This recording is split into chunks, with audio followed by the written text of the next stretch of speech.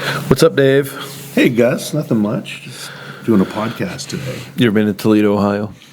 I have. It's the formerly known as, or maybe currently known as, the glass capital of the United States. How do you know that? I think it was a sign when you drive in. It says that. Wait, how do you remember that? But when you read a piece of paper, you can't remember what to say. Like your long-term memory is really good. It's unexplainable.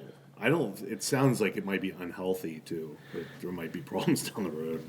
Hopefully not. Have you ever been hit in the head? Yeah, in a variety of ways. Did you ever run into a wall? Well, yeah. Well, one time I stood up when the freezer was open. I was looking in the fridge, and the freezer door was open full force. It was. Did you go down like on one knee? I went down. I was on all fours. Unconscious? Not unconscious, but had no. I thought there was an intruder in the house. I mean, knocked me out. I think there was like a TV dinner laying next to me, and I knew what happened. Oh, that would have been a sight. You're probably in your boxers. Yeah, like shirtless. And Kelly finds you down there, like, yeah. Oh my God, he ate so much. Some slobber on the face. But so our guest on the show is from Toledo. I don't know how many sports you played in high school. I know I played 3. I played 1. I was cut from golf all 4 years, but I did play baseball. But I played 3, which I thought was too much. Our guest played 6. 6 sport letterman. She played 2 sports every season. Amazing. Think how talented you'd have to be able to, because you're not even practicing with one of them most of the time. Right, you're just going to play the games, and you're just so good. It's such a good athlete that you just can play for anyone. Anyway, she goes to Northwestern. Yeah, one of the top journalism schools, if not the best in the country. Right, and then from Northwestern goes to Miami and works for the Miami Herald. Yeah. Covers some of the crazy games that were going on with the Hurricanes, Miami Hurricanes. Yeah, she was there at the U when it was just really becoming the U. Yeah, at the '84 Orange Bowl. Yeah. And then a classmate of hers, Michael Wilbon, which we know from, he's on TV, like on Pardon the Interruption. Another great Northwestern writer. Right. Yeah. Recommends her to go to the Washington Post. She goes to the Washington Post and has a great career there. And she's there for 12 years covering the Redskins. Like one of the first females ever to go into a locker room. Think about that. As a writer for an NFL team, it's really groundbreaking. Well, and just to hear her stories about the coaches that were very accepting of that and saying, this is what we're going to do. This is where it's going. You got to let her in. This is, because before her and some of the other groundbreaking women that we've had on our show, that didn't happen. No, it was just a boys' club that they did things the way they did things, and they didn't welcome new people. And we heard from Leslie Visser when she started, there weren't even men's bathrooms in the press box. No, she had to excuse herself from the press box and use like the commoners. Well, she had the one stadium she was in, she had to try and go down the stadium, cross the field, and come back before the team punted. Right. Because there's no bathroom. Yeah. But anyway, so we have all these groundbreaking women. Now she's with USA Today. She's been on CNN, multiple news outlets, talking about equality and everything else. She's written several books. And ice skating is kind of a niche, too. Right. For our fans that like ice skating, she's an aficionado on ice skating. Right, and covered the Olympic Games and all of that. Just amazing how she has been doing this for so long and still breaking the glass ceiling, so to say. Well, you see her on TV all the time. If you watch a sports cast on the weekend, you're going to probably see her. And she's been on talking about Antonio Brown because he's not only going a little nuts, but he's doing things that are kind of sexist and everything else. Like, I think there's something really wrong with that guy. And she's been on CNN talking about it and everything else, and how the NFL needs to take some bigger steps with all that. But we want everyone to hear her story. She has some great tales of when she was young, and her times going through all of her escapades. And so it's really interesting. I think we break it down, and she's a great guest. So welcome into the huddle this week, Christine Brennan. Dave, this week in the huddle, we have an amazing guest, Christine Brennan. She'll tell her all her accolades, because I don't think I can cover them all in one breath. But a lot of awards. A lot of awards. One of the first female reporters that started covering the locker rooms way back when. And I can't wait to hear some of those stories, because I know I've had some issues with those before. But so in the huddle today, Dave, is Christine Brennan. Christine, thank you so much for joining us. We're so excited to hear how sports shaped your life and all the transitions you made. Gus and Dave, great to be with you. Thanks for having me. And yeah, I'm really looking forward to the conversation. Yeah, so it's great to have you on, because you have covered the NFL for a long time. But really where we want to start is, what was that spark for you, and where did that love of sports come from for you? Well, it's a great question, Gus, and it happened at a time when girls were not encouraged to love or play sports in this country. And by that, I'm talking about the 60s and 70s, when literally, if you were a girl playing sports, there was something strange about that. And it sounds incredible to say that now, when you think about, well, I can best describe it this way. If you're driving in your neighborhood now, and you happen to go by a field, whether it's a school field or just a regular field, whatever, and you see a bunch of girls playing lacrosse or soccer or softball or you name it, you don't give it a second look. You just, hey, there's a team out there. There's a whole bunch of girls soccer league or girls lacrosse league or whatever. You don't even give it a second thought. But back when I was growing up, if you drove by that same field, 35, 40 years ago, whatever, and you saw a girl on that field, the odds are she had run over to tell her brother it was time to come home for dinner. Right. Girls were not allowed, no girls allowed, whatever. But I was lucky. I was allowed. I was encouraged. My mom jokes that I was born size 6X and kept right on growing. I'm tall. I'm 5'11" and a half now. So I was a very tall and athletic girl, quote unquote tomboy, as you'd call it, in the neighborhood. And the boys wanted to play sports with me, and I was good enough to play with them. And in fact, I may have been better than most of them, certainly at age 5, 6, 7, 8, 9, whatever. So riding bikes, just throwing the baseball around, make little games just on a field, nothing organized, not Little League. And of course, this is a time when we don't have organized sports for boys or girls. So now, again, for those listening who played t-ball from the age of 5, boys and girls, well, back then, boys weren't even doing Little League till like 2nd or 3rd grade. So it was just a time when kids played sports. And the boys, I joined the boys in this, and I couldn't get enough of it. My mom and dad were a little bit older as parents. This matters, I'll explain in a moment. They were in their late 20s when they got married. They were 32 and 30 when they had me, the first of 4 kids. This is suburbs of Toledo, Ohio, actually in Toledo, and then we moved to a suburb, Ottawa Hills. And so Midwestern, Great Lakes, but big city near Detroit, so certainly not in the sticks or in the farmlands or whatever, but right. A metropolitan area for sure. They were from Chicago and south side of Chicago, and now they've got this girl growing up, and I end up having 2 sisters and a brother. But this first kid is a girl, and she wants to play sports. And there were many parents at that time, guys, who told their daughter, no, you can't. And I know this because I see them in book signings or whatever. They come up to me and tell me they're my age, and they read about what I had, and they say, oh, I wish I could have, but my mom said I couldn't play sports. My dad said I couldn't. It must sound like I'm speaking a foreign language to anyone in their 20s and 30s now, but this was what our country looked like before Title IX. And yet I had my own personal Title IX. I had my dad, and I had my mom too, but especially my dad. He played football, a really good high school football player, and also a track and field athlete, throwing, shot put, etc. At Hyde Park High School in Chicago. Had a football scholarship to Drake to play a lineman. So he was one of those guys that defended you, Gus. Right. Offensive, defensive line, 2 ways back then.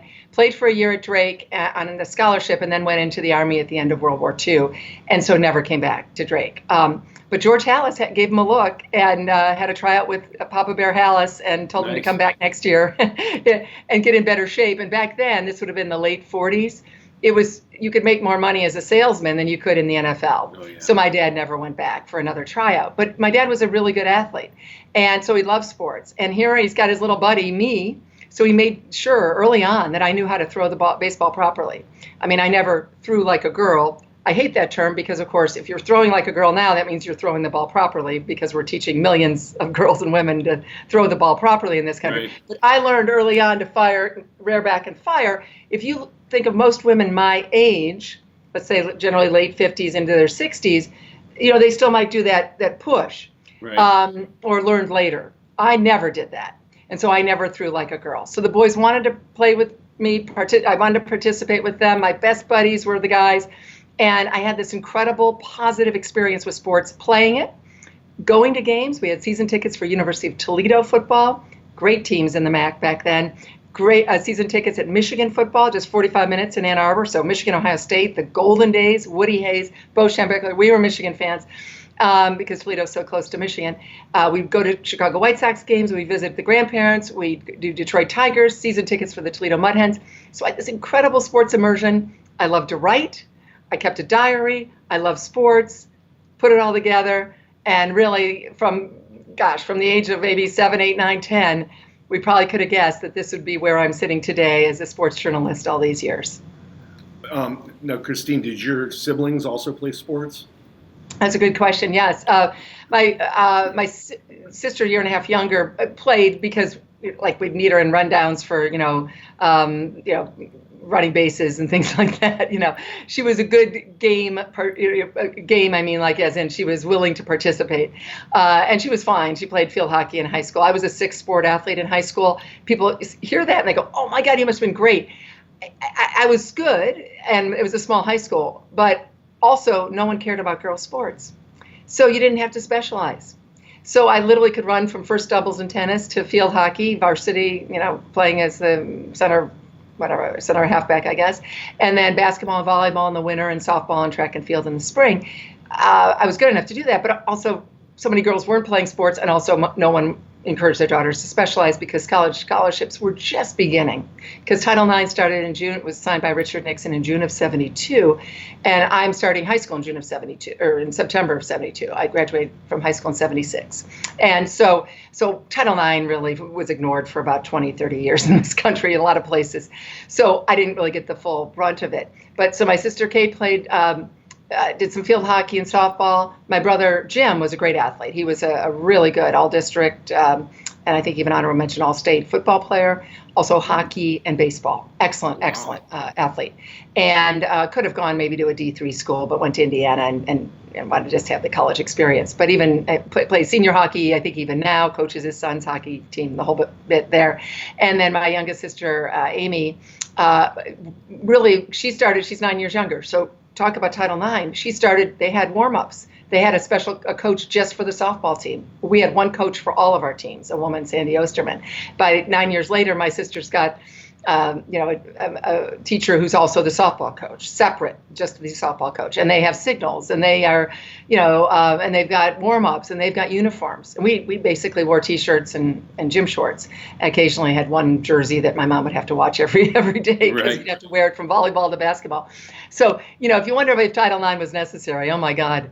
I mean, it was. And yet we didn't know what we didn't have. So when I tell this story, guys, sometimes people say, "Oh, that's a shame," almost like get a tear in their eye, what we didn't have.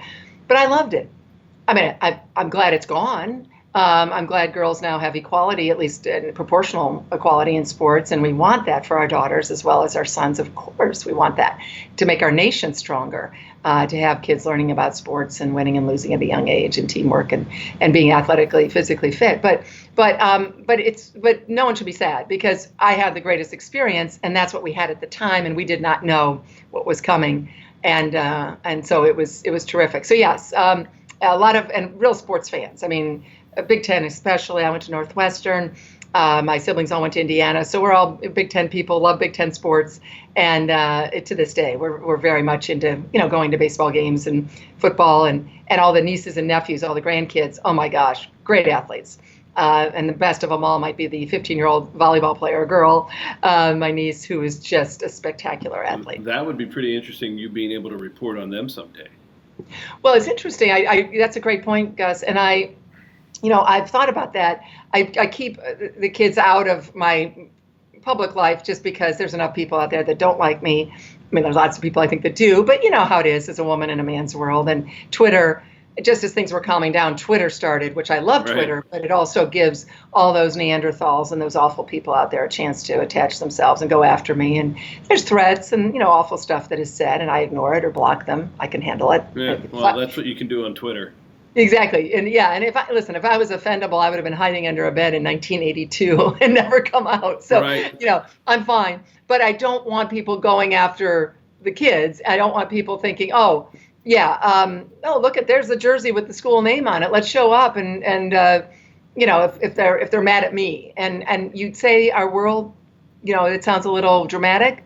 I don't think that's dramatic. I don't think any of us feels that way after what we've been seeing in this country of ours in terms of people doing horrible things. So, yeah, it's real simple for me. But I do think as Title IX, the 50th anniversary approaches of Title IX, which will be in June of 2022, that there might be something there to be written about the difference in a generation and a half or so, how things have changed so dramatically. That would be great. And one of the other things I wanted to ask you about, now you talk about Title IX, but just going out in your neighborhood and playing sports and, a girl playing with the boys, that didn't happen a lot back then. So you had to go through the ups and downs of just playing sports in your backyard, right? Dave and I talk about this with our guests all the time of how there were no parents. There's no referees. There's no umpires. And so you just handled things on your own.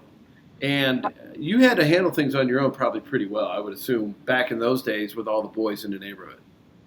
Yeah, and you're right. And I think we've lost that. I think there's a lot of great things about kids' sports now. And certainly being aware of injuries and hopefully things that, even things like kids wearing bicycle helmets and obviously all of us wearing seatbelts. We've just hopefully gotten smarter as a society in some ways. Right. But there's no doubt that learning how to fend for yourself and going out there as a 6, 7, 8, 9, 10-year-old and just playing. How many of our kids are doing that now versus that parent, and sometimes it's screaming at a kid. I've seen it. We've all seen it. We may have even done it. Even if it's just screaming out, "Go kid, go!" Whatever. There's still that thing that the adult is there yelling at the game or yelling for the kid versus the kid just having fun in his or her world. And we did. I mean, it was Goddard Field, still there, right across from the University of Toledo. We told time by the big clock tower, gorgeous clock tower at the University of Toledo, and you could see the clock. The hands on the clock. When it got to 6 o'clock, in the summer we'd race off, have dinner, meet back at 7:30, and then play till dark. And it gets dark very late in Toledo in the summer because it's on the very western end of the Eastern time zone. So it's the same as Pittsburgh or DC, where I am now, but it's Eastern time. So you get another hour of sunlight. Right. So it's perfect. Yeah, that would be great, especially as a kid growing up. Oh, without a doubt. And then you run home, and of course, I'm thinking my best friend David Hansen, who ended up being a rocket scientist, literally, Jet Propulsion Labs in Pasadena, just retired, actually. He's got plenty in his life, but he's retired from that. And, and David and his brother Doug and his sister Lori, they were triplets. And they were our minister's kids, we're Presbyterian. So the Hansons and I would all run back, and we lived for a while, there was one house between us. So, you could be together. We'd probably then end up at someone's house for a couple hours and, until it was time to go to bed. And yeah, those kinds of things, it was wonderful. It was wonderful. And are we missing some of that? The answer is yes, of kids just playing without adult supervision, as you said perfectly, figuring it out yourself.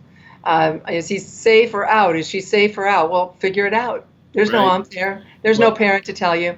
And I think that those were very good days. And I think they helped mold me and I'm sure my friends into the people that we became. Well, we had our guest, Dr. Sarah Hamitsky, on, who runs a women's behavioral health clinic here And she has a great story about sports for her life. And her thing was, you know what I learned growing up was being able to take that punch to the gut, because she had brothers and, she was outside. She was kind of a tomboy too. But she said, I learned that, you know what, you're going to take that punch sometimes and you got to get back up. And she goes, I can't tell you how many times that helped me in my life when I was, when she was going in med school and everything else she was doing and trying to figure out where her passion was going to lie.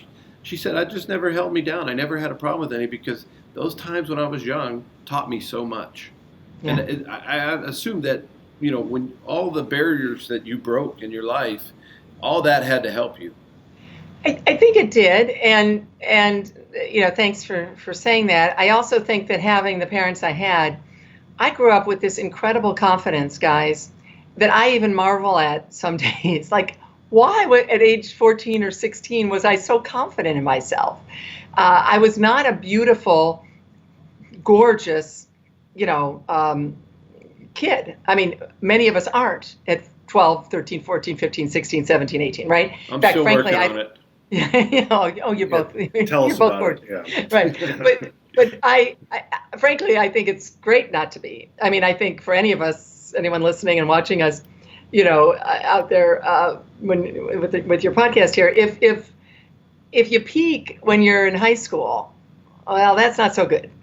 So I definitely did not peak in high school. I mean, I was very academically oriented. I was number 2 in my class, salutatorian. I was the senior athlete of the year in my high school. There was one girl and one boy, obviously. I was the girl, and there was a boy, Tim Robertson. We each got these awards, whatever.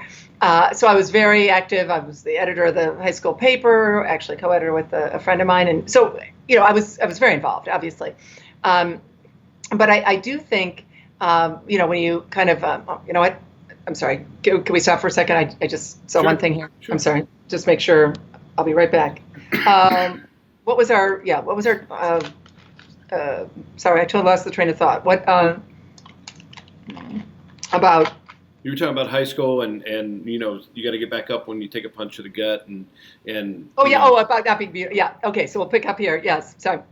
So when you think about not peaking in high school, that's a really good thing. And so I had a lot of friends, but I was so tall. That's another thing. I was so tall. I was basically this height by age 16, almost 6 feet tall. And in a little high school of 100 kids, and 100 kids in my graduating class, so basically 50 boys, 50 girls. A lot of the boys were maybe like almost a foot shorter than I was, especially the boys in my classes, in the honors classes or whatever. Right. So it was a bit awkward, as it is with probably 90% of people in high school. And so I wasn't necessarily one of the most popular kids. Well, this is the greatest thing that ever happened, because, of course, there was plenty of time for all of those things to happen in my life. But I do think that the idea of being so my mom and dad, I guess, is the way I looked at this and kind of figured it out. I wrote a book called Best Seat in the House, a father-daughter memoir back in 2006. It came out in 2006 from Scribner. And so I spent a lot of time writing that and thinking about where I was in my life. And I do think that my parents decided, they said, okay, we've got a tall girl here who's a great athlete, but certainly not going to be the homecoming queen. Let's put it that way. And that's okay. That's fine. So let's focus. Now, my mom and dad never said this to me, guys, but I know that they did this. Let's focus on substance. Let's not focus so much on style with this kid.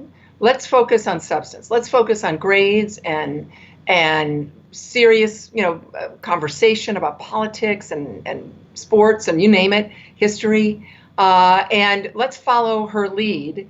And she is I was inquisitive and curious and felt very comfortable speaking. I spoke at my high school graduation. I did the speakers bureau thing at the school for a while and all that. And I think they focused on substance, not style. Not that there's anything wrong with style. And obviously it's great if you look great or if you're popular or whatever. I'm not against that. But so all of a sudden I got all this confidence, like that they instilled in me, that when my dad would say, and I'm not doing it right now actually, but when my dad would say, stand up straight, shoulders back, and he was a sergeant in the Army, and he was 6 feet tall, but he seemed like he was about 6'6" in terms of the way he walked in a room and his bellowing voice. And he was also the biggest softie I ever knew, cry at the Waltons TV show and all that. But he, people thought he was a commanding presence. Well, sometimes, stand up straight, shoulders back. People are going to notice you because you're so tall. They're going to think you're older than you are. If you're 16 or whatever, they're going to think you're 26. Okay, so they kind of got me in that mindset, even though I had no idea this was happening. And who knew that stand up straight, shoulders back was going to prepare me to walk into men's locker rooms and be able to do all the things that I've done. I'm not, it's not brain surgery. I'm certainly not representing our country as a member of the military. And, thank you to them for their service. I'm not doing that. I'm not putting myself up as something that I'm not. But in this world that I was now going to enter, all of this, it turns out, was so helpful in understanding what my path would be. And for example, my dad, when other kids were doing some interviews, he had to interview someone outside of school, like I think it was like sophomore, junior year of high school. My father suggested to me, how about our congressman? Now, my dad was a big Republican. I stress liberal Republican, George Herbert Walker Bush Republican. He was his vice chair in Ohio in 1988. So I know the Bush, Mr. Bush, President Bush, quite well, and it was so sad when he passed away. And the congressman in Toledo was a Democrat, Lud Ashley. Actually, was a good friend and classmate of George Herbert Walker Bush's at the time, although we didn't even know who he was because this is in the 70s. Anyhow, or knew him hardly. But bottom line is, so I just called the congressman's office. Now, most kids are like interviewing like their doctor or their next door neighbor. And my dad is encouraging me to get the congressman. Well, lo and behold, the congressman, one of the longest serving congressmen in the country at that point, in the 70s, says yes. So I'm interviewing Congressman Thomas Ludlow Ashley. And my dad was sitting there and went with me. And I smile. I've got the paper somewhere still in this stacks or in a cabinet. And I'm laughing, you guys, because my dad just walked in with me and said hi to the congressman. I don't think he even knew him because my dad at that point wasn't involved with politics, and they certainly weren't even on the same side of the aisle. Right. Anyway, and I sit down, I introduce myself. My dad sits there quietly, just looking at me, not saying a word, and it's all mine. And so this man that I respect so much, my father, who is such a tough guy that people quake in their shoes over Jim Brennan, and he is just listening, and the confidence and the comfort level and the respect that he is showing his oldest child as I'm interviewing the darn congressman for this little, that couple page paper. I thought about that the other day because I thought, well, I guess that now it kind of explains everything. And how lucky was I, you guys? How lucky was I to have the parents? My mom was the same in her own way. They have these parents raising me, and then of course my siblings. Extraordinary. And that's all luck. Boy, oh boy, that's just a lot of luck and good fortune. That is. It pays to have just outstanding parents that can listen to you, understand what you're going through, and then really push you in the direction that you're leading them. A lot of us, like, even with my kids, I try to listen to them, but I'm like, no, you need to do this. And it doesn't always work out because it turns into a battle then. Yeah.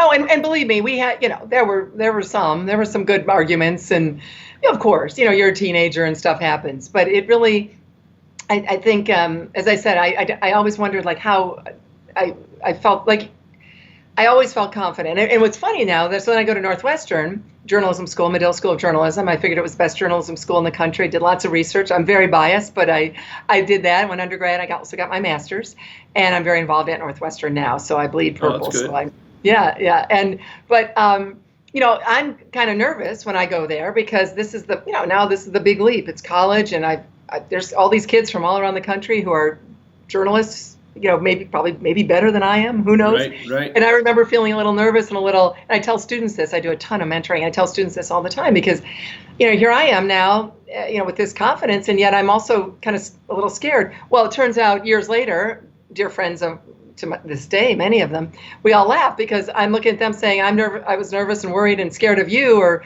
felt like I was already behind, because you were already writing for the daily newspaper in this college, whatever, Northwestern. And they look at me, they go, no, we were scared of you.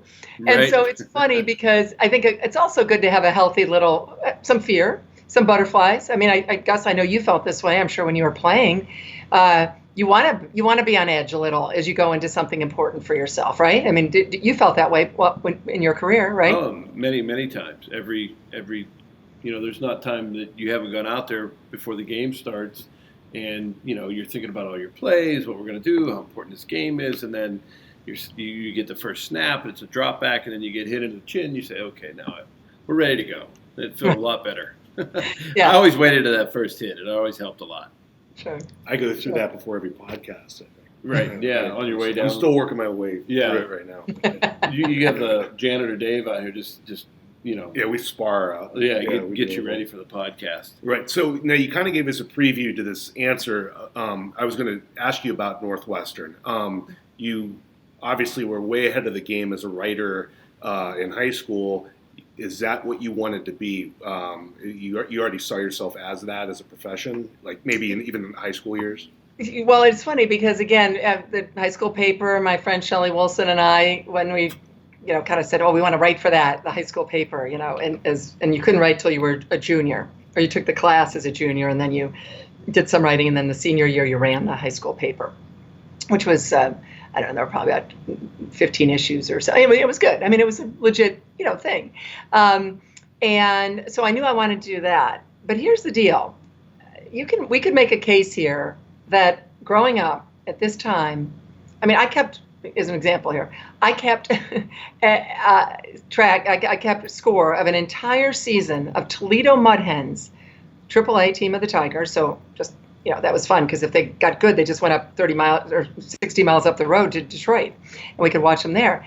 And, when they went up to the big club. So I kept track of an entire season of Toledo Mud Hens games on the radio. I kept score of an entire season when I was about 10 or 11.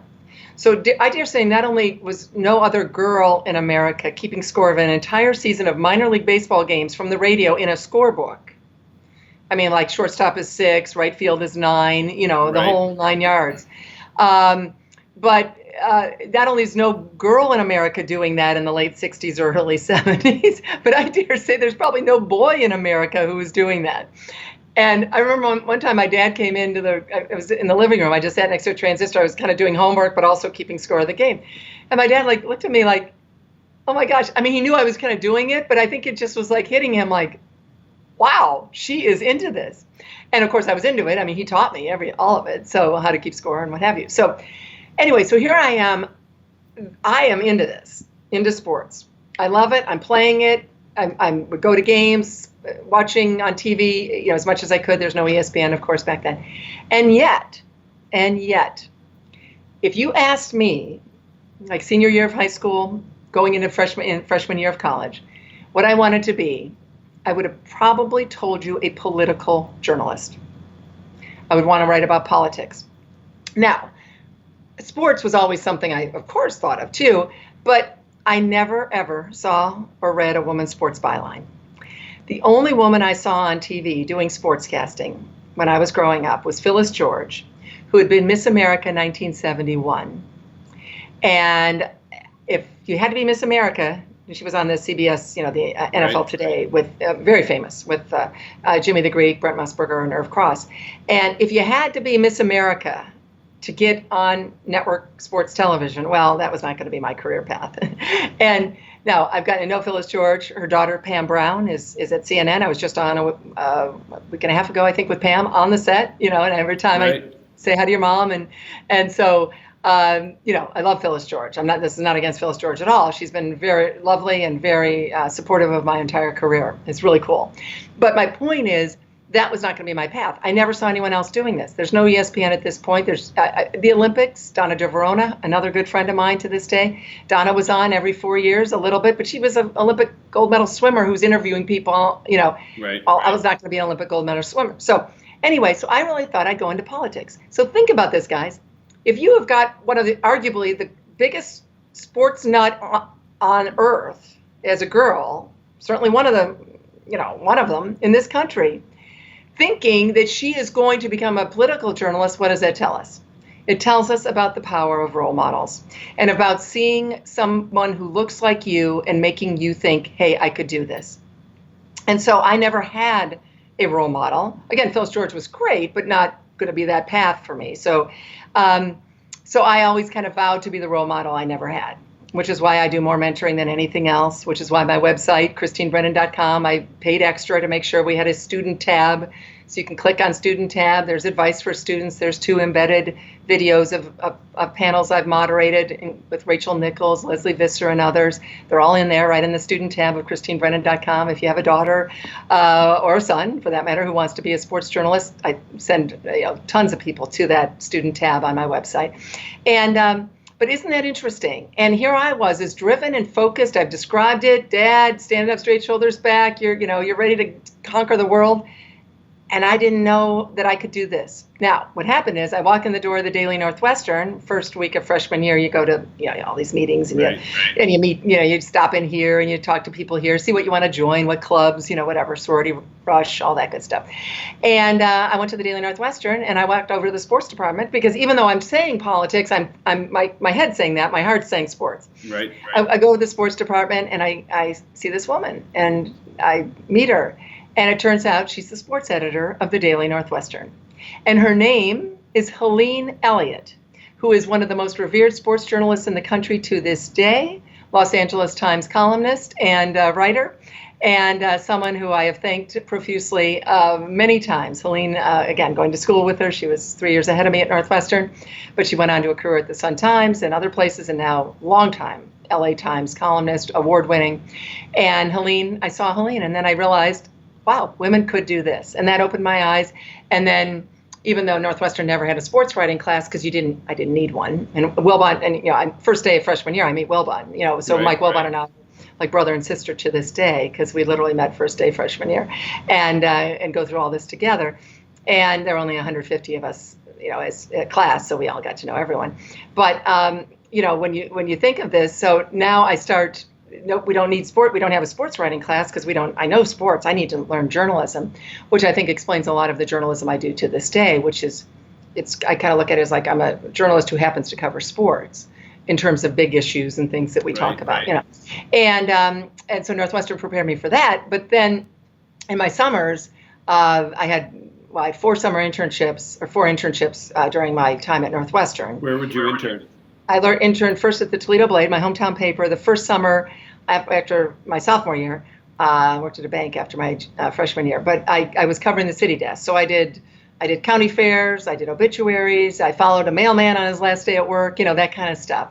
But I kept going back to sports and talking to the sports guys who I grew up reading as a kid. Because, that Toledo Blade, I couldn't wait till the newspaper thunked down it was the afternoon paper, on our doorstep. Because there's, that's the first time you get a chance to see a picture of a game. It's the first time you can read about it, first time you can see a box score. Because, again, there's maybe there was a highlight on the 11 o'clock news. Yeah. There's no Twitter. There's no, there's no this. There's no, it's just nothing until that. So anyhow, Toledo Blade. So the next summer, after my junior year, I worked at the Toledo Blade, U.S.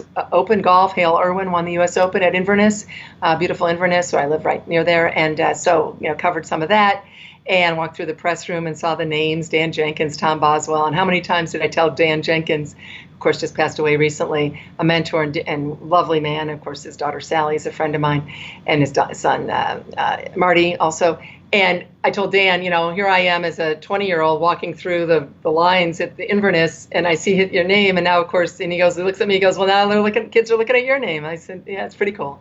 Pretty cool. It's just, it's so fortunate and so lucky. So Toledo Blade, Lexington, Kentucky paper was a Northwestern internship, and then the Miami Herald between my undergrad and my master's years. And then that Miami Herald internship in the summer of 1980 led to full-time job at the Miami Herald in April of 1981 when I started my career. Wow. Yeah, so that had to be a big difference going from Northwestern to Miami. You couldn't get more of a change. The 2 different areas and then covering the sports. So what was your first big story once you started full-time at Miami? Yeah, well, it certainly was different weather-wise. Yes, January and February playing tennis and swimming, that was different than Chicago, where our lips turned purple as we walked towards the lake in January and February. Interestingly, though, there were a lot of Northwestern grads who went down to the Miami Herald. The Medill School of Journalism sent a ton of people down there. So I probably it was great because I had maybe 20, 30 friends and classmates from Northwestern were all at the Miami Herald. At various bureaus. I love that because that happened to me when I left Pittsburgh and went to Tulsa. Yep. A lot of my classmates were from Western Pennsylvania. I graduated with 12 kids from Pittsburgh down in Tulsa. So It makes that transition a lot easier. It sure does. You're far away from home, but then every weekend you're hanging out with your friends or going to wherever. Yeah, it's great. It's great. And so the Miami Herald, I was the first woman ever hired by the Herald full time. And this is 81. And I've said this, and I think it's important to say these things. And I think you guys know I'm nothing if not honest, hopefully, and forthright on these things. If I'd been a white man, I would not have gotten that job. Because people have always asked me, how hard must it have been? Oh, and sure, there are people who didn't want women covering sports. Right. Yeah. Of course, there's no social media, so they can't attach themselves. So they could write letters, but that's a very different thing. It's not threatening or whatever. But no, the Herald wanted to hire a woman. And again, I'd said I had the summer before that, I'd interned there. So I proved myself, obviously, enough that they wanted to hire me full time. They were not taking a flyer on me.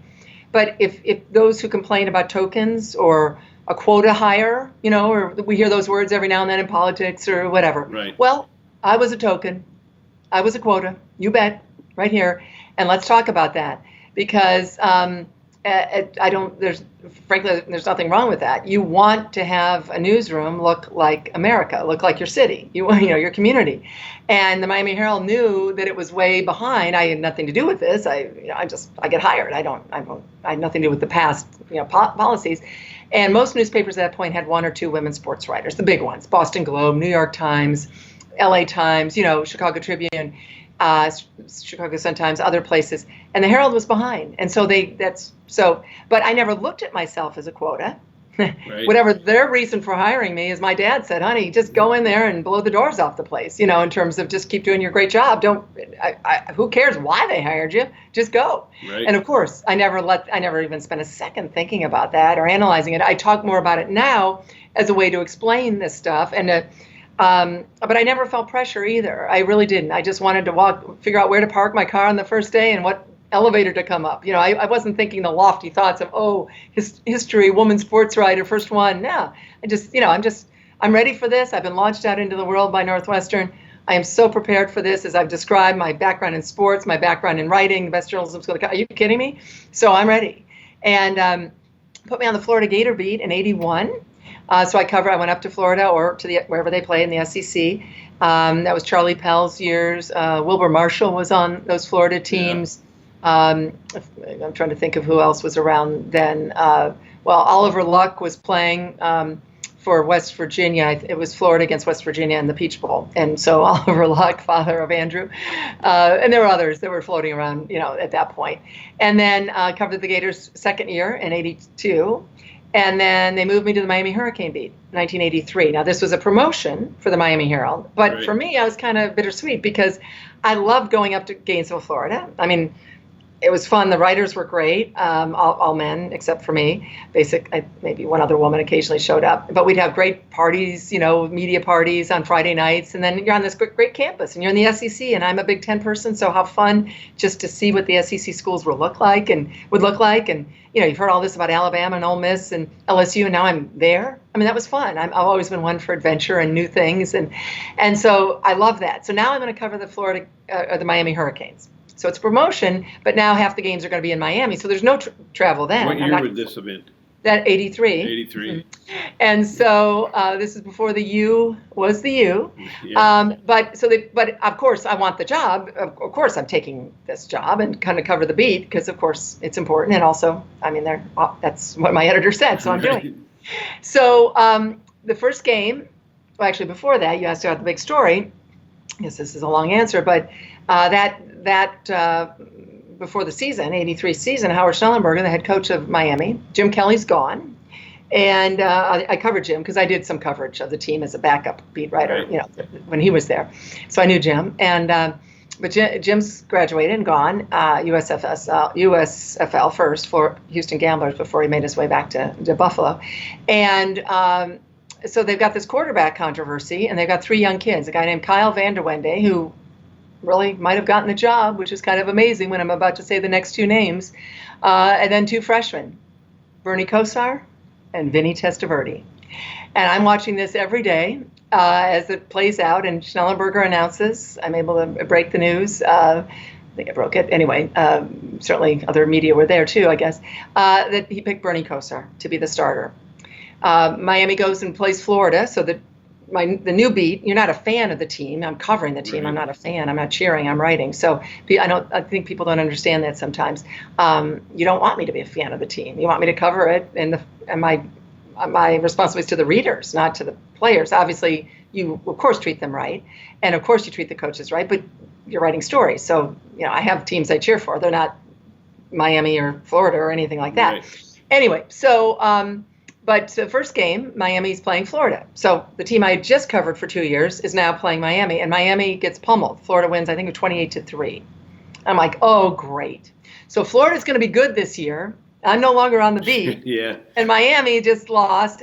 Now they have a kind of a cream puff schedule, but great, And they got this freshman quarterback. They're probably going to be 5-6, and oh well, whatever. Well, as you astute sports fans out there know, Miami lost that game to Florida, never lost again, beating Houston and Cincinnati and West Virginia and Purdue and Notre Dame and East Carolina and Florida State on last-second field goal, and was then picked to go to the Orange Bowl. And they were playing none other than number 1 Nebraska. Everyone thought they were the best team in the century. Mike Rozier and Turner Gill and Irving Fryer, Tom Osborne's team, of course. And they're going to win by a mile, right? It's Miami, one-loss Miami team ranked 5th in the country against Nebraska ranked number 1. And the 3 schools in between, well, whatever. And I worked so hard. This is probably the biggest story I've ever done in terms of, well, not ever done, Tanya Harding and Olympic stuff and whatever. But in terms of just thinking it through, I said to my editors, why don't we talk to all 60 AP poll voters and ask them what they would do if Miami were to beat Nebraska. And this is before cell phones. So I'm calling hotel rooms, I'm calling sports departments, asking where would I find that particular voter. We got the names of all of them. And I spent a couple days that week, and I was able to get enough information to say that if number 2 team was Texas, number 3 was Auburn, 4 was Illinois, I think, or was 2 Georgia. Anyway, Texas and Georgia were playing, and Auburn and Illinois, and do the scenarios so that what would it take if Miami beat Nebraska? Would they be number 1 automatically, leapfrogging from 5 to 1, or would they have to have another team lose? And I was able to play out all those scenarios and able to report that as long as the number 2 team lost in the Florida or the Texas Georgia game, then it didn't matter what happened with Auburn and Illinois. Miami would be number 1 if they beat Nebraska. But people laughed. Like Doug Looney of Sports Illustrated said, yeah, I live in Buffalo and I have more chance of sunbathing on New Year's Day, that kind of stuff. Anyway, and sure enough, one of the greatest games ever played. I covered every second of it, of course, in the Orange Bowl. Tom Osborne went for 2. There's a great little 30-minute 30 for 30 that I'm in on that, ESPN 30 for 30, about the decision to go for 2. And he did, and it was flicked away by a guy named Ken Calhoun. His little fingertip just bats it away, and Miami wins that game, wins the national title because everything played out as I had reported a few days earlier. I scooped AP on their own poll. It was really fun. I think from that point out, AP never gave out their names of their voters again because this kid journalist is scooping them on their own poll. And I covered the national champion. I was the only outsider who was there every day from August to January 2nd, wrote a book. And as luck would have it, my dear college friend Mike Wilbon was covering the game for the Washington Post. And I didn't know this, but he took all my articles, including that big breaking news story, put them in his suitcase, brought them up here to Washington, D.C., threw them on the desk of George Solomon, the sports editor of the Washington Post. And Mike Wilbon says, hire my friend. Right. And 8 months later, I'm walking in the door of the Washington Post. Wow. What a story. That had to be big. That had to be big for you. But I got to meet Howard Schnellenberger when I was getting recruited for college. He was the head coach at Louisville. Right. He's a different type of character, I would say. What was he like? Because he's old school. Yeah, he's really old school. But a couple thoughts. One is I like Howard very much. We still stay in touch a little bit. And it's fun. It's really a nice relationship to have. And I would say the same with Joe Gibbs. And I really try to work with people. And I understand sometimes it can be difficult. Now, not so much. I mean, women, there's thousands of women covering sports in the country now. But back then, these were the first, you're dealing with the first of this or that. So I got that. I totally understood that. And was very respectful of the situation. But I will say this about Howard Schnellenberger. He let me in every locker room. So whereas like the Florida Gators were like, I had to wait outside, and then they'd bring the top players. Quarterback was a guy named Wayne Peace, and there were other people. They'd bring them out, and pretty soon all the other writers, the male writers, would stand there with me because they'd get them first with me, Right. So all of a sudden, they just didn't know how to work the locker room, and I respected that. We weren't filing a lawsuit from the Miami Herald about Florida Gators. At that point, I'm 23 and 24. These players are basically my age. Right. They're college players. They're not getting paid. At least we hope they're not getting paid. Little joke there. And so, That's why they wouldn't let you in the locker room. Well, exactly. So we didn't file lawsuits. I mean, I think some people out there think, oh, every journalist is out there to cause trouble and women are out there to No. Stop it. Don't pay attention to all the garbage you read. It's fake news. There's real news here. And there's real places that are doing real news. So my point is that we went by the Florida's rules. Well, pretty soon Charlie Pell was saying, "Oh, just let her in, for heaven's sakes."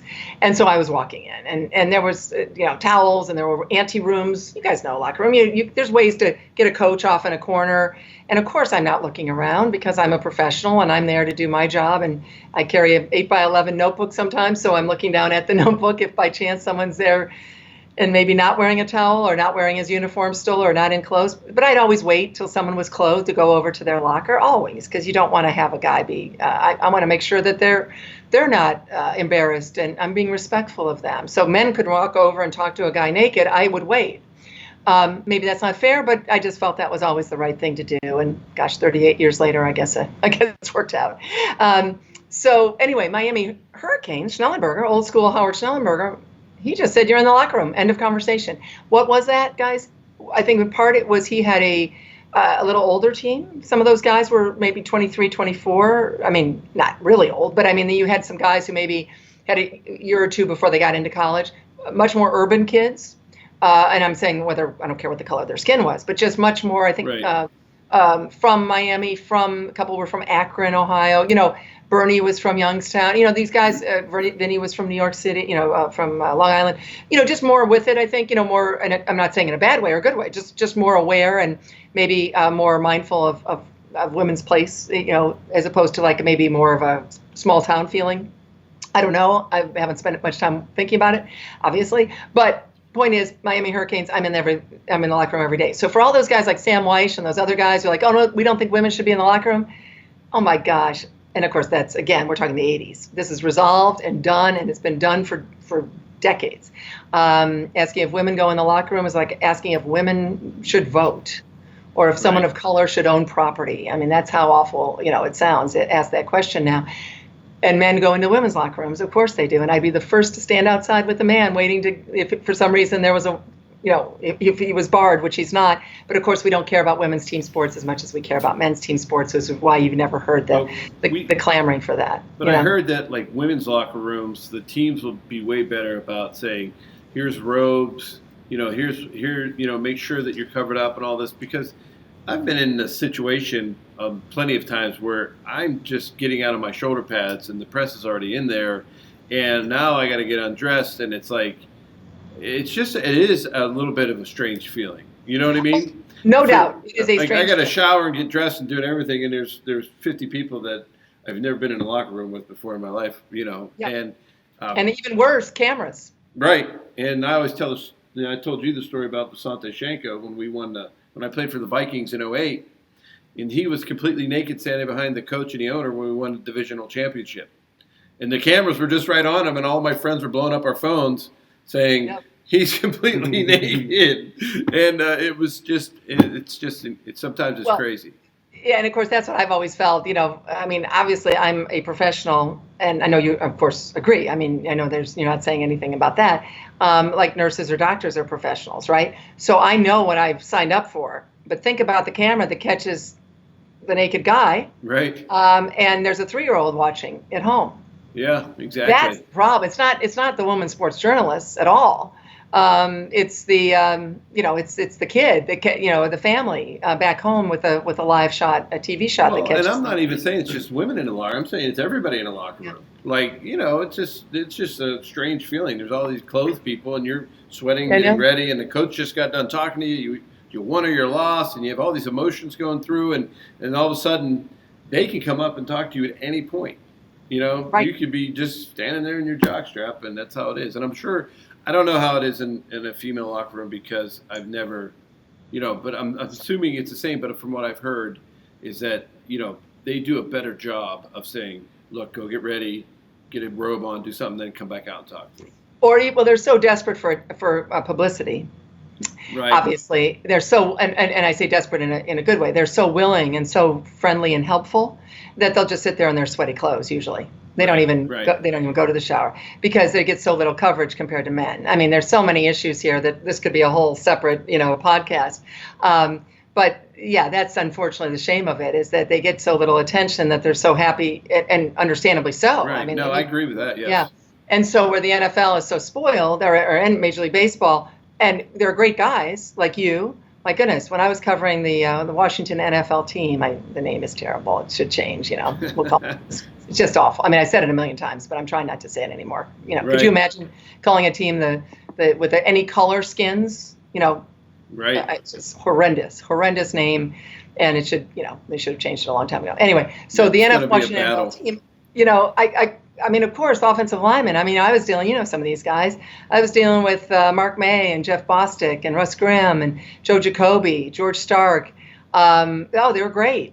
Great. Monty Coleman, Neil Olkowitz. I mean, they were terrific, and they totally understood. Moving forward, I'm the first woman to cover Washington's NFL team. So the Miami. Herald and the Miami Hurricane situation, Schnellenberger was great. I mean, there were, we had moments, of course, like basically if a beat writer and a coach are not getting along, that means we're doing our job properly. So how was Joe Gibbs in that whole scenario? Fantastic. Here's what happened. And so Schnellenberger was great. And then, so I come up to the Washington Post, and within, I covered the NFL in the fall of '84, and then they put me on the beat, on the skins, in January of '85. So I covered the team '85 through '87, finishing with the January 31st Super Bowl, the Washington's win over Denver in that Super Bowl, Doug Williams. And then I moved right on to the Olympic beat and came home, emptied out my suitcase of warm weather clothes from San Diego, put in my sweaters, and went up to Calgary to cover the Calgary Olympics in '88. And so this is even a bigger deal, because this is, bigger deal for the city. So you've got, as you know, Gus, this team. Well, Wilbon said it best to me when they put me on the beat. He said, you know how big a deal this is? I said, yeah, I know. Obviously, I've been in Washington for a few months. He goes, no, you don't know. And typical, can you hear Wilbon? You don't know. I said, yeah, I know. And because again, we're like brother and sister. He goes, no, you don't know. And I said, okay, well, you tell me. And he said, so Reagan and Gorbachev are having all these meetings, all these high level summits, and so Reagan, Gorbachev could announce world peace. But if Washington beats Dallas, that will be the screaming headline. Washington beats Dallas, and then, oh, by the way, Reagan, Gorbachev, world peace. And, there's some truth to that. And so I knew this. I've been a part of some of that. Yes, you have. Oh, I know you have. And so this is, I'm 26-ish, and I'm put on the beat.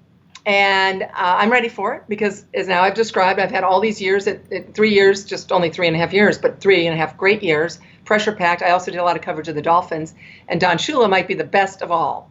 He just issued his players robes and said, that's it. I mean, here he is. He's a Catholic guy, goes to mass every day. You could say Don Shula might be the most conservative person, right? Right.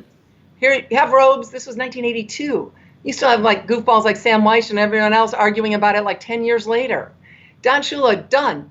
Robes and whatever. And one time I was in the Dolphins locker room just doing a sidebar. I never was the beat writer, but I helped out on coverage of a lot of games, Super Bowl, et cetera. And my arm's getting tugged. And I'm kind of spin around because I'm interviewing someone. I'm kind of like, who's bothering me? It's Shula.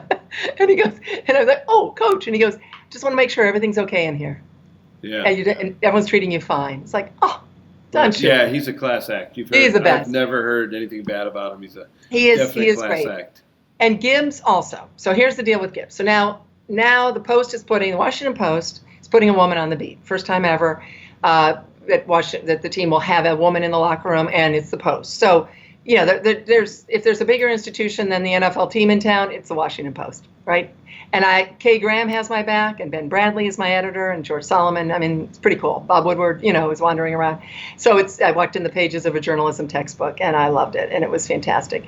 And so I know I'm again confident, comfortable, no problem. I'm ready for this. So at this time, you still had a patchwork of teams. So, for example, there were some teams I would go in the fall of '84 covering games each week. Sometimes I'd be allowed in the locker room, and then sometimes I wouldn't be. Right. And you can imagine how hard that is to do your job. So you have got NFL teams not allowing the Washington Post writer into a locker room, but allowing the New York Times writer in because it's a man.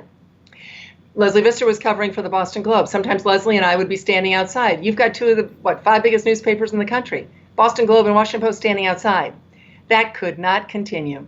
Yeah. And so Pete Rozelle, obviously super smart, commissioner of the league, PR guy, explains everything about the success of the National Football League and how it took over as our number one sport easily in the country. And over the last 50 years or so. Pete Rozelle issues an edict after talking to the sports editor, Washington Post, George Solomon, a few others. I've never said it's because of me being put on the beat, but I think it's pretty clear that when the Washington Post decided to put a woman on this huge beat in D.C., that the NFL had to do something. So again, I don't know if it was exactly because of me, but there certainly was a kind of a critical mass being reached. And Rozelle said all of the clubs, every team had to have equal access for male and female reporters. That could mean closing the locker room. That's fine. The Dallas Cowboys did that. They had an interview room. So everyone has to come to the interview room. Well, you and I both know, you guys know, that if someone's fumbled 3 times, they're probably not going to the interview room. And so what happened then is, obviously, for access purposes, you have to have that guy in the locker room. I mean, you got the good and the bad. If the NFL is going to continue now with the internet, it's different. But newspapers, in addition to covering a team, also gave it incredible publicity that the NFL needed. So you've got to have access. And so that's why I would be fine with anything. But when you don't have half of the team showing up in the interview room, well, then you got to do something. And what happened was the league decided, even though it's imperfect, although it's been working great now for over 30 years, is that you just let reporters, you have a cooling off period, talk to the coach, and then you come into the locker room. And that's male and female reporters into the locker room. And so anyway, but Gibbs, last thought on Gibbs, he's a very religious man, reads his Bible every day. And he was interviewed by one of the local broadcasters, Glenn Brennan, passed away a few years later. And Glenn interviewed him, and someone alerted me to this. My boyfriend at the time, I think DV or VHS taped, whatever, VCR did for me, whatever you call that, because I literally would never have seen it. I was up at camp in Carlisle, Pennsylvania, where they trained. But that Gibbs said, I don't believe a woman should be in the locker room. I sent a letter to Pete Rozelle saying I was against it. There's a but coming. But Pete Rozelle got back in touch with me and told me the rules were the rules. And she would be in the locker room, she meaning me. And so Gibbs said to Glenn Brennan on television, so that's the way it is. Those are the rules. And this team will abide by those rules. And guys, 3 years covering the team, never once did I have a problem. And Dexter Manley would yell out, hey, Chris, come on over here. I got something to show you. I'd be 30 feet away, and I'd say, yeah, right, Dexter, and I'd keep walking the other way, of course. Again, there's, as Leslie Visser once said to me laughing, you got to be a little blind and a little deaf in the locker room. Right. I knew I was on their turf. I had Dave Butts come up to me saying, hey, if you're going to be in here when I'm naked, I think you should be naked too. You know what? I laughed. That's not funny now. Obviously, in Me Too, it was funny in the 80s. I was on their turf. I had total respect for them. They ended up having total respect for me. Joe Gibbs, what he said was, my friends were outraged, like, he's writing letters against you. I said, I don't care about that. Look at the end of the sentence. Right. Fine. Exactly. And Gibbs was terrific, and we had a wonderful relationship. And I loved covering the team, and it was tough, and it was strong, and it made me the journalist who I am today. Christine, earlier you mentioned Tanya Harding, and I think some of your most recognized work has been in the world of figure skating. You've written several books about figure skating. Now that's quite a contrast from the NFL. Like, tell us about that. How'd you get involved with figure skating, and how is that different? I mean, I think there's a lot of No. differences, People have asked. You're not the first, and I'm laughing because it is funny. So I cover the Olympics. So after covering, and I still do NFL stuff. I just wrote a column the other day about Jane Goodell, who I know quite well, Roger's wife, who also a former broadcaster, newscaster, who's done this wonderful movie on the 4 women owners, the oldest women, George Hallis, the daughter, Virginia Hallis McCaskey, Martha Ford, Lamar Hunt's widow, Norma Hunt, and Art Rooney's, or Dan Rooney's widow, Patricia Rooney. All 4 these women owners and their history, the founding mothers of the NFL. So I still do, it's not like I don't do other things. And now as a columnist for USA Today, no longer a beat writer. So I topics as they pop up, I'm writing about them, of course, including the NFL. But after covering the NFL back in the Super Bowl back in '88, as I said, I moved right into the Olympic beat for at that time, Washington Post. And so I covered Calgary and Seoul and Albertville, Barcelona, Lillehammer, Atlanta for the Washington Post. I covered the LA Olympics. This was my first in '84 for the Miami Herald. And then I've covered every Olympics after the Washington Post ones for USA Today. So 18 in a row, winter and summer, going back to '84. Which one's your favorite? A winner, Lillehammer, '94, because of the Tanya Nancy saga. Never see a story like that ever, ever, ever. That's why I started doing a lot of TV work. And summer, it's a tough call. I mean, I love each one for different reasons. The stories they produced, the interesting, emotions and all the amazing things that have happened. But I think I might pick Athens in '04 just because to be at the Olympics where the marathons began in marathon, when you're in ancient Olympia watching the shot put in 2004, when you're, just being at the birthplace of the modern Olympics and the ancient Olympics in Athens, Greece was spectacular. So I did love that. And the storylines there were, it was the first summer games after 9/11.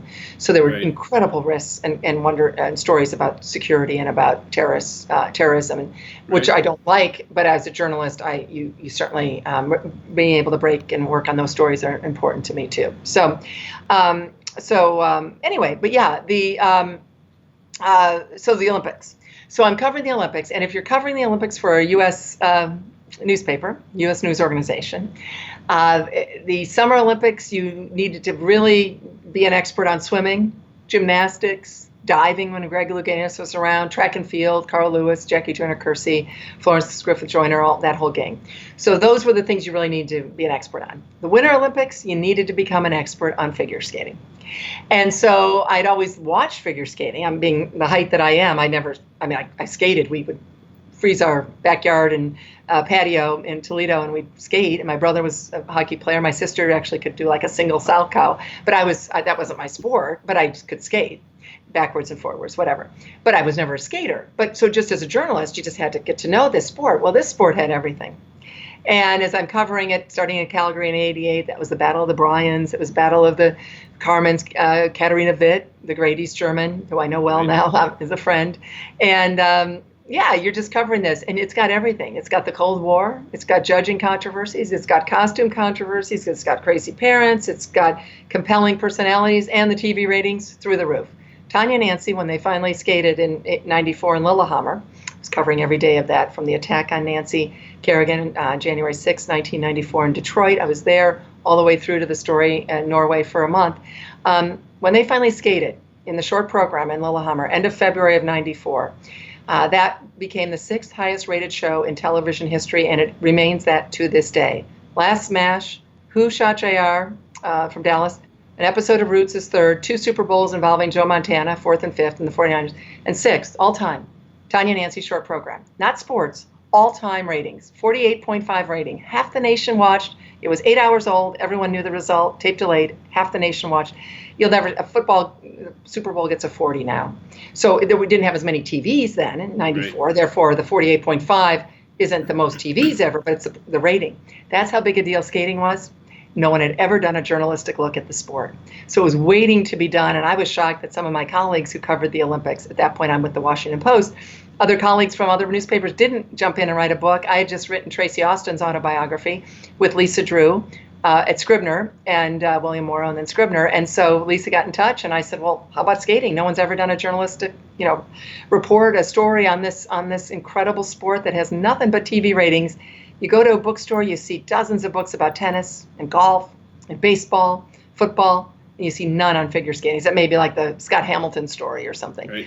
And that's not what I'm talking about. I was talking about serious look at HIV and AIDS, the tragic loss of life in the sport due to, men. And this is, again, in the 90s. We weren't talking about, gay men and or straight for that matter, but, and AIDS and HIV the way we are now, of course. And so I broke all that news and talked about judging controversy. So Inside Edge became a bestseller. I kind of knew it could. And so, but I just jumped into that because I saw that opening and saw that opportunity for me to really do books. And then that changed the course of my career, because then I left the Post. A year later, I started writing columns for USA Today, but I started doing speeches, a lot of TV work, everything, my whole world. I became kind of my own boss, and all because of Tonya Harding. Thank you, Tonya, wherever you are. Crazy, but true. Jeff Gillooly, too. Oh, yeah. Jeff, yeah. And we only laugh about this, all joking aside, because Nancy Kerrigan, who I know very well, and I like a ton, I covered her, she recovered. And that was the most famous bruised knee in sports history. And she recovered to have the greatest performance of her life. Should have won the gold. The judges decided the silver for her. But if she had been seriously injured, it would not be funny at all. But Tonya, what a goofball and ridiculous. And her gang of men around her, just the gang that couldn't shoot straight. But yes, that certainly changed my life. And I'm probably the only serious journalist who will ever say Tonya Harding changed my life. But in fact, she and those idiots who did that, they sure did. Yeah, so they had a TV special or something that came out a few years ago about Tonya Harding and that whole thing. Was it a series or was it a one-time show? I can't remember. Was it 30 for 30? Well, there's the 30 for 30 that I was Yeah. involved with until Yeah. they made it the Tonya Harding show, and then I wasn't. Then NBC, there's a really good one. Mary Carrillo did it one NBC that I'm on with Phil Hirsch, the Chicago Tribune also. I think it's really good. You can find that. Just Google Tonya Nancy and NBC, Mary Carrillo. And then there's also the movie, I, Tonya, yes. which they didn't let the facts get in the way of a good story. They made Tonya look like, the victim, and of course she was not the victim at all. Right. But Not at all. yeah, no, she was, she's as only one person to blame for not winning 2 Olympic medals, because the Olympics were 92 and then they came back with 94 to get them off cycle from the summer.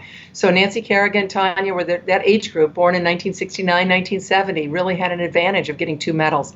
Tonya was a chain-smoking asthmatic. She just didn't train. She made horrible decisions, and she has and great talent. And the only person she has to blame for all that, for her mistakes and her troubles and her failures, is herself. Her mom was kind of a nightmare, too, if I remember right. Well, there's Yeah. that. Yes, Yeah. there's no doubt. But there's a lot of people who've had tough upbringings who've succeeded. Right. And, yeah. One last thing we do, we appreciate you coming in the huddle. One last thing we do is our no huddle, and we just blast a bunch of questions at you and have you answer them as quick as possible. And it's just kind of a fun thing we do at the end of every interview. So Sure. Dave, why don't you shoot? Okay, Christine, if you could be commissioner of one of the major leagues for a day, what rule would you change? Good question. Wow. I guess easy one, probably get rid of the DH. I love seeing pitchers bat. So if I was in charge of the National or the American League, we'd get rid of the DH. I like that one. I agree, too. It's going to be a hard day for me when the NL probably finally Goes the to other way. DH. It's going to be upsetting, to say the least. I Really, think it's terrible. What about pet peeves? Do you have any pet peeves? Well, journalistically, that we call it the Final Four and not the men's Final Four, because of course there's a women's Final Four, Right. and a big pet peeve again in the adjective world, the adjective pet peeves, that there's still a few women's teams that call themselves the lady this or the lady that. It is Right. idiotic. Tennessee, I love Pat Summitt. I'm sorry she's gone. Lady Vols? No, you go to Tennessee, you're a volunteer. What this is self-imposed sexism. You're saying that we're not real volunteers. We're somebody like a little bit less. We're the lady, whatever. And I know they don't think of it that way, but in 2019, it looks terrible. Everybody get rid of lady. If you got a girl playing sports and they call the tournament the Lady Keystone thing up in Pennsylvania, like my niece went to, get rid of that. Just don't call it. You go to a school or you're an athlete, you're not a lady this or a gentleman that, or maybe they should start calling it the gentleman Vols, right? Right. It sounds so stupid. It does. It really does. Just you go to tennis, you go to Northwestern, you're a Wildcat. We would have punched someone in the nose back in the 70s if they tried to call us the Lady Wildcats. And it just sounds ridiculous. We don't say you're a lady senator, a lady Right. congresswoman. Enough already. What is you've been in sports for a long time. What is your favorite sports movie?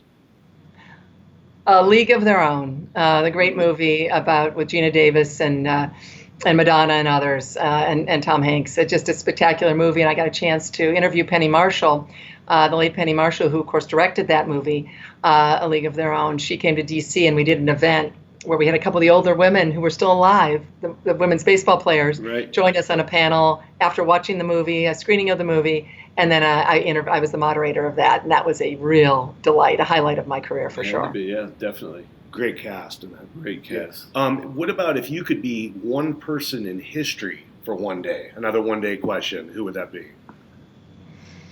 Well, that's a good one. There's a lot of choices, but I'll say I'd be Abraham Lincoln, and I would not go to the theater that night. That'd be smart. That'd be wise. Yeah.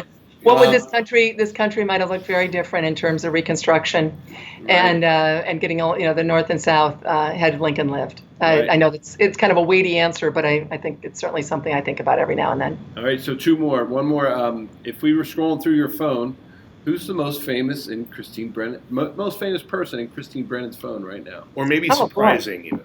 Yeah. That we Yeah. didn't expect, right? Well, let's see. Who's the most famous? Friends, people I've known for a long time, the Shrivers, Maria Shriver, Tim Shriver. Nice. Obviously, lovely people. I knew their mom, Eunice Shriver, Eunice Kennedy Shriver, well. She would invite me to their home up a couple miles from here in Maryland suburbs, and also she was such an advocate for. It started the Special Olympics and Right. and invited me to events, and also sometimes just sit next to me at a Special Olympics event and just ask my opinion. This is when I was at the Washington Post in particular, and I was honored to write a few columns about Mrs. Shriver, including after she passed away. And so Maria, I've known over the years very well, and really respect Maria. And then Tim, her brother, who runs Special Olympics. My goodness, these are just some of the great Americans and great people in our society. And the way that Mrs. Shriver and her family gave back, when you think they didn't have to do that. As members of the Kennedy family, but they did. So, I've got a lot of athletes and others in there too, but I certainly think that there's a couple right off the top of my head. Pretty cool, wonderful people, and just great, great Americans. Awesome. Okay, last one. If you could go back in time and tell a young Christine Brennan one bit of advice, what would that be? Great question. I was driven, type A personality, probably as many journalists are. No surprise, I'm sure, to you guys or any of your listeners. And I've definitely now, I'm at the point, and long since, as I described after the books did so well, because I had another book after that, two skating books back to back that did so well, and now my life, I just do what I want, and I really carved it out exactly as I want it. But I think early on, I was like at the Miami Herald, I was antsy. I was really antsy to get up north. I loved my career there, 3.5 years at the Miami Herald, great times, but I was kind of chomping at the bit to get up. I was hoping, would the Washington Post ever hire me? That was my dream job, right? And of course they did. So maybe I'd go back and tell 22, 23-year-old me, it's going to be fine. You're going to get the jobs. It's going to be great. Not that I didn't enjoy it even then, because I did. I have great memories. But I remember kind of being a little, antsy, like, I want my career to take off. I really want it to be what I hope it would be. And I think I might tell myself, it's going to be. You don't worry about a thing. But then again, I would say, that made me who I am, and it made me competitive and strong, and continue to work super hard to get the places I wanted to get to. But maybe something like that. But as I said, I feel like I've certainly taken that advice for many years now, and I feel very, very fortunate to be doing exactly what I love to do. I love it more today than the day I started. Great. Well, thank you so much for coming on and being part of the Huddle with us, and it was just an amazing story, and I hope our fans get a lot about all the transitions you made in your life and where you are today and how you got there. Well, Gus and Dave, thank you very much. A delight. Gus, I know I never really covered you when you were here in Washington, but certainly I know our paths have crossed with a lot of wonderful people that we both know. And so thank you. It's been an honor. And of course, Terry Schulman, we've got to say a big shout out to Terry, who I've known for a long time and who made all this possible. Thank you. Really a delight. And I wish you the best. Let's talk again soon. All right. Thanks, Christine. Thank you very much. Thanks, Take guys. care. Thanks. Bye. Thanks. Really enjoyed it. Hey, we want to thank you for joining us today on Huddle Up with Gus, where we talk to a wide range of guests about how sports shaped their life. As always, I'm joined by my great friend and co-host, Dave Hager. And we want you to be able to follow us on all of our social media at Huddle Up with Gus. And we really appreciate you and thank you for your time and listening to our podcast.